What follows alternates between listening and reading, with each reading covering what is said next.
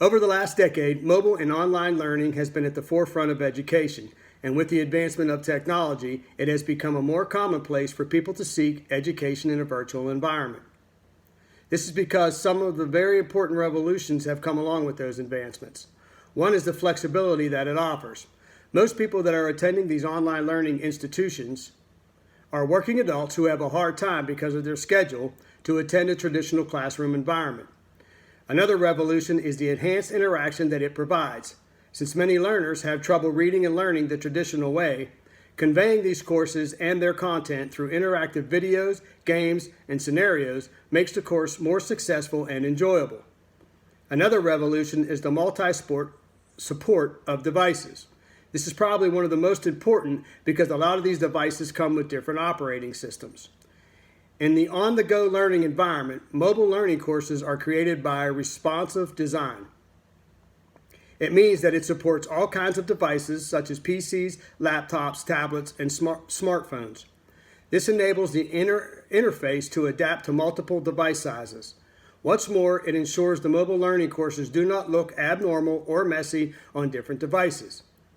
Another important revolution is diverse learning resources. Mobile apps help learners access a summary of ebooks, PDFs, and other devices and other types of online materials. Also, learners are free to access these resources at any given time. And lastly, with that is the 24/7 availability. Anywhere can be a classroom, and e-learning courses are always accessible 24/7 to everyone. So, what are some of those challenges that come with the mobile and online learning? Well, one is the design of the materials. Since there is a multitude of different mobile devices, apps, and operating systems, this can make it difficult to create these materials and ensure that they work on all those different platforms. Another challenge is the privacy and security issues.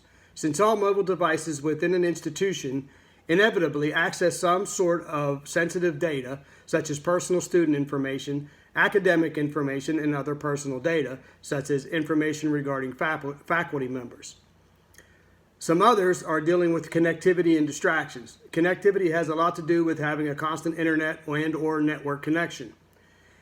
If the internet or network goes down, the student does not have any way to access their learning environment. Also, with that comes distractions. Access to the internet and various mobile devices and apps make it easy for students to get sidetracked from their coursework, such as texting, social media, games, and many other things that come along with these mobile devices. So, how are these devices and/or assessments being used to determine their effectiveness? According to Gayton, there are 4 perspectives of mobile and online learning. One is the associative perspective. This assessment might involve both small-scale testing of basic understanding and skills and more complex assignments where understanding and skills are assessed in a larger context, for example, through projects and/or work-related assignments. Another is the constructivist perspective. This assessment would focus on the extent to which learners can structure and restructure material for different purposes without the help of others, for example, through inquiry-based tasks. And feedback would support learners in becoming more self-directed. Another perspective is the social constructivist perspective. This assessment would involve group tasks and assignments, sometimes with individual contributions being assessed. And the last perspective is the situative perspective. The assessment tasks would be authentic and modeled on what happens in professional practice. Feedback would involve peers, disciplinary experts, and those in the relevant roles of the professions. Adding technology to the classroom is a start. However, so much more is needed to integrate technology for mobile and online learning. Steps need to be taken in order to be sure that it aligns with the methods used and that those methods are transferable from higher education into the working world. It would be necessary to have continued professional development for our educators. There will not be a single solution for integration of technology. As we continue to analyze what works and what does not, we will continuously find new ways to adapt and to create better learning experiences. The professional development that is provided to educators would have to handle varied levels of experience and confidence with technology.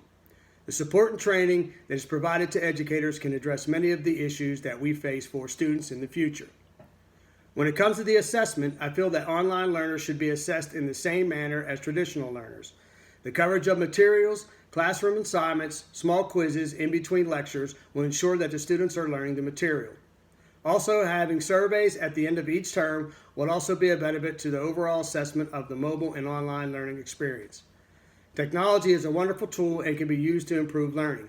It can help build relationships, reinvent our education system and teaching methods, and improve collaboration. Also, it can bridge the gap and create learning experience that can meet all types of learners in many different environments.